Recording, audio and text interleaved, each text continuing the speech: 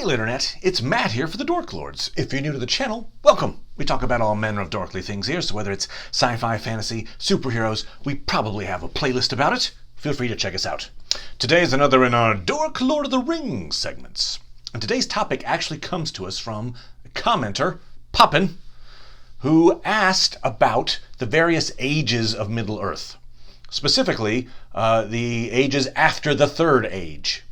So, obviously the Third Age is where the War of the Ring happens, and that ends the Third Age. So, poppn's question is, what about the Fourth Age, Fifth Age, Sixth Age? Were there plans for those ages, and how would those fit into Tolkien's Middle-earth and his mythology? So, I did some research on this. Almost had to write a little bit of fanfic for how this might go, because a lot of this is not really imagined by Tolkien, but it was actually really fascinating, and there is actually some evidence from Tolkien himself on what might have transpired into these ages 4+. So I'm going to begin with a letter Tolkien wrote in 1958 in which he addresses some of this idea of the ages and whether the Middle-earth mythology actually blends into, say, modern Earth history. So here we go, Tolkien, 1958. May I say that all this is mythical? If it were history, it would be difficult to fit the lands and events or cultures into such evidence as we possess, archaeological or geological, concerning the nearer or remoter part of what is now called Europe. Though the Shire, for instance, is expressly stated to have been in this region, I could have fitted things in with greater verisimilitude if the story had not become too far developed before the question ever occurred to me. I hope the evidently long but undefined gap in time between the fall of Barad-dûr and our days is sufficient for literary credibility, even for readers acquainted with what is known or surmised of prehistory. I have, I suppose, constructed an imaginary time, but kept my feet on my own Mother Earth for place. Okay, so pretty interesting there. I like the fact that he's saying it's mythical, it's not historical. So don't hold me to like historical geological formations and cultural place names and stuff like that. But he also says, I like it when he says, if the story had not become too far developed before the question ever occurred to me. So in other words, he's writing and he's making this giant mythology, obviously, and maybe at some point it occurs to him like, oh yeah, I wonder how if I was going to link this to like modern day Earth, how I would do that. And at that point, perhaps it was too late. But here's the fascinating point of this letter. He puts a footnote that almost on its own answers poppn's question. But so the footnote is in reference to this gap he talks about in time. The gap between the end of the War of the Ring, so the end of the Third Age, and with the 20th century. He was writing in the 20th century. So Third Age to 20th century, this is Tolkien in 1958 telling us about that gap in time. He says, I imagine the gap to be about 6,000 years. That is, we are now at the end of the Fifth Age, if the ages were about the same lengths as the Second and Third Ages. Each of those are about 3,000 years long. But they have, I think, quickened. And I imagine we are actually at the end of the Sixth Age or in the Seventh. Okay, so he's saying that he imagines that as we go farther in time that the ages get shorter. And so this 6,000 years between the end of the Third Age and 1958, essentially, we are basically at perhaps the beginning of the Seventh Age. Is what we can gather from that footnote. Okay, so let's take a look real fast. We'll check in on the ends of these various ages. Each age ends with some kind of major upheaval that usually deals with, dealing with a corrupting influence or good conquering evil, or in fact, it's been battles is what it's been. But so just to recap for you, the First Age, it ends with the War of Wrath Morgoth is sent to the void, cast out into the void. So Morgoth is defeated. Okay, first age ends. Second age then ends with Sauron being defeated in the War of the Last Alliance, right? Gets his finger cut off, the ring and Isildur and all that. That's the end of the Second Age. Obviously, the end of the Third Age, they had to defeat Sauron again. And so they do in the War of the Ring. And that ends the Third Age. So what we're talking about here is we've got the Fourth Age, the Fifth Age, and the Sixth Age. And then Tolkien is saying that we're now in the Seventh Age. So what events, I tried to think of like what major earth-shattering, almost literally, events could have occurred at the end of each of these particular ages to mark them. So actually the most difficult one to answer that question about is the Fourth Age. So I'm going to do that one last. We're going to go back in time. So we're going to start in modern day, or 20th century, 1958. What event could Tolkien have been thinking of as marking the end of the Sixth Age, hence beginning the Seventh? And, the obvious answer to that is World War II. It had just happened. He'd lived through it. His son, Christopher, was in the RAF during World War II. And it was this giant, global, practically global, kind of good versus evil thing. We had Hitler, the greatest generation.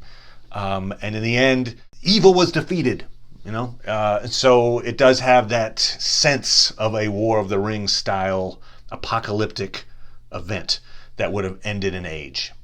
And so I would tag World War II as the end of the Sixth Age. Okay, so we've got these 6,000 years to go, and we've got the Fourth Age and the Fifth Age and the Sixth Age. So I was thinking of maybe, if they're shorter, obviously they have to be shorter, maybe 2,000 years each, if we just kind of cut them up into equal parts. So I was trying to think, what is roughly 2,000 years before World War II? And the most obvious answer for that would be, obviously, because also Tolkien, obviously, very strong Christian influences, it would be probably the resurrection of Christ. So I think resurrection of Christ ends the Fifth Age. And so then you've got, from there up to World War II would be the Sixth Age. Okay, so that's Fifth Age. So now we're going back. We are trying to figure out what is it between the fall of Barad-dûr and the resurrection of Christ, kind of right here in the middle, that would equal the end of the Fourth Age. Okay, so we know a few things about the Fourth Age, and I've done a few videos on this. Tolkien was writing, he wrote a few pages of The New Shadow, which was going to be a book about the beginning of the Fourth Age. And so obviously in the appendices of Lord of the Rings, he writes a few interesting, notable dates on in early Fourth Age stuff. So for the first 200 years of the Fourth Age, we know a lot, but then after that, it pretty much falls off a cliff and we know nothing. I've read part of this letter before, but this is another letter that Tolkien wrote when he was describing his ideas for The New Shadow, this book about the beginning of the Fourth Age. And so I'm just going to read a very short little paragraph here because it will tie into what I'm thinking might be our Fourth Age event. Okay, so he says, I did begin a story placed about 100 years after Aragorn's death, but it proved both sinister and depressing. The people of Gondor in times of peace, justice, and prosperity would become discontented and restless. I found that even so early, there was an outcrop of revolutionary plots about a center of secret, Satanistic religion. And I read that primarily because he uses the word Satanistic. So here we are in the Fourth Age. We just defeated Sauron. Morgoth is gone. And we know that we're leading up to, potentially, this modern times.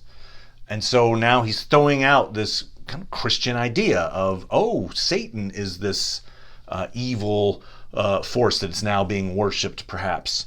and we lead into what eventually would become, Christ's resurrection at the end of the fifth age. So just putting that, like, he's kind of throwing in maybe some early Christian doctrine into this notion of the fourth age. So there's a few milestone events that could account for, a major event that happened to end the fourth age.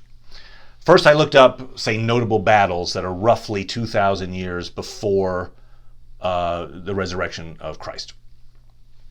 The best one I could find was the Battle of Megiddo. So, Battle of Megiddo is Egyptians versus Canaanites. It takes place in 1457 BC. And this particular battle, it's a huge win for the Egyptians, and it marks kind of the height of their territorial expansion. Egypt in its prominence. Interestingly, Tolkien has mentioned in the past that his version of the Númenóreans of Gondor, he equated them very much to Egyptians, in fact. That there was kind of a parallel there in terms of their civilizations and the monuments they built and their cultures. He thought an Egyptian model might be appropriate.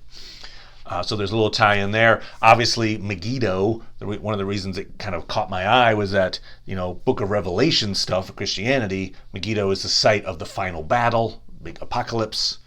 And Tolkien he eventually omitted this from his canon, but he wrote a lot about his version of the final battle, Dagor-Dagorath, in which pretty much all of the heavy hitters, all the villains and heroes would fight in this giant battle, and he didn't actually put a place to it, I don't believe. So heck, if he wanted to tie it in to Christianity, he might have thought, oh, you know what, I'll put my Dagor-Dagorath at Megiddo.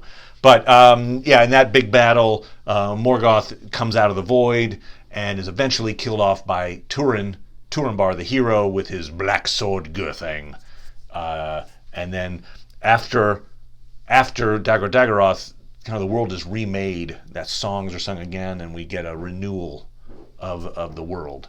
So again, that actually wasn't in the final canon for Tolkien, but he did write a lot about it, and it's something to think about. And that age obviously would be after this one, after the seventh age. Who knows how far in the future he thought perhaps his final battle would occur, but it would obviously not be in the 20th century. So anyway, so that's the best battle I could come up with. There's a bit about the late Bronze Age. There was a collapse of a lot of late Bronze Age civilizations. All occurred around 1177 BC for some reason. And there's a confluence of events, battles, and climate and such like that apparently led to a lot of the decline of the late Bronze Age. It's a huge event, but it doesn't seem to fit time-wise, and also it seems to be a decline as opposed to some kind of a renewal. So I'm thinking that's probably not the best candidate for our end of the Fourth Age event. There is something else called the Minoan eruption. It's a giant volcanic eruption. It's one of the biggest volcanic eruptions in recorded history. It happens in about 1600 BC. Near Greece. It's in the Aegean Sea. The island of Thera erupts, takes out much, it changes much of the Mediterranean islands and that area, the Mediterranean in general, changes climates as far away as China. And it is attributed to the myth of the fall of Atlantis. And so that also, kind of rung a few bells with me, because that Atlantis myth is what Tolkien draws on when he's describing the fall of Númenor in the Second Age. So anyway, the Minoan eruption, this giant volcano, theoretically could be a marking place for the end of the Fourth Age. But if I had to put my money on, what's the best event to end the Fourth Age, I'm going back to the idea that I just said about how, there was this secret Satanistic religion leading into the Fourth Age, how he was saying that the people in times of peace would become discontented and restless, and there was this humanity slipping back into this kind of lack of morals. So the event that I think would probably end your fourth age is the biblical flood.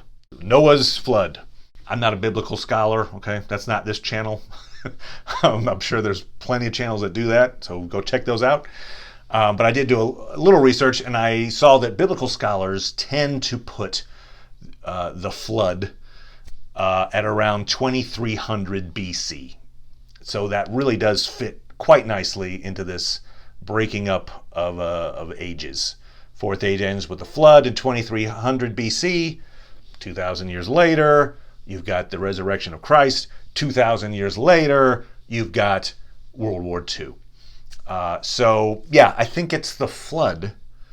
You could think, God, Eru, whichever, does this renewal of the world through this giant catastrophe. So just to quickly recap, here's our ages. Age 1, Morgoth defeated. Age 2, Sauron defeated. Age 3, Sauron defeated again. Age 4, giant flood. Age 5, resurrection of Christ. Age 6, World War II. There you go, everybody. Poppin, I hope that answers your question. This is a little look at the future ages of Middle Earth. If you've got a topic you'd like me to talk about, please put it in the comments. I'd be happy to do a video about a topic of your choosing. Thanks, everybody, and have a great weekend.